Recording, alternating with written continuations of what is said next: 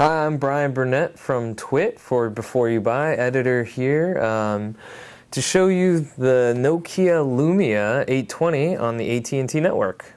So like most Windows phones, the first thing you'll notice is the vibrant screen that this phone has. It is a 800 by 480 resolution. It's a 4.3 AMOLED screen. But like a lot of Windows phones, it's super crisp and really sharp. The blacks look nice. I just really love the screens on a lot of these Windows phones, and this 820 is no exception. Text looks really sharp, the tiles look really nice. So when holding the phone, it weighs 5.6 ounces and it feels pretty substantial. It feels like it's made well. It's got good heft to it. So on the rear, it has a Carl Zeiss 8 megapixel rear camera capable of doing 1080 HD video. It's a really sharp camera. I took some pictures outside. I took some video of my dog, Tibbs, running around in the grass, and I also did some low light inside shots, and this camera performed really well. It does not have the image stabilization like the 920 has, but just as a point-and-shoot camera, it does a good job. So one thing I really do like about this phone that you don't find on a lot of premium phones is a removable back.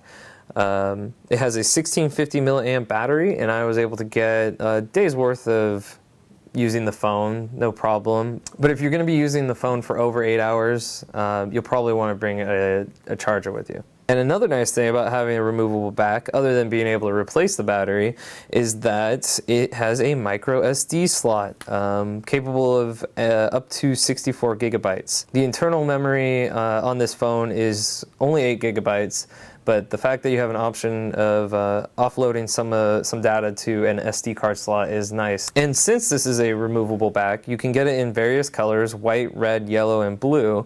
And also you can buy a back that is compatible for wireless charging. So time for the pros and the cons. Pros for the Lumia 820, definitely the screen. Like a lot of Windows phones, it has a sharp screen, looks really good in dark rooms or out in bright daylight. Another pro is the removable back. It's nice to be able to take off the back and put in an SD card if you need the extra memory, or change out the battery if you have an extra one. And so for the cons.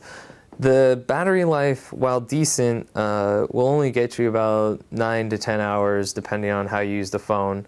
People who might be interested in Lumia 820 are, if you're looking to get an inexpensive Windows phone with a great screen and a removable back for battery access and for a micro SD card expandability, this is a great choice. But for me, I can't recommend it because if you want wireless charging, like I might, and if you want more internal storage, it's only $100 for a 2-year contract with the 920, which is Nokia's flagship phone.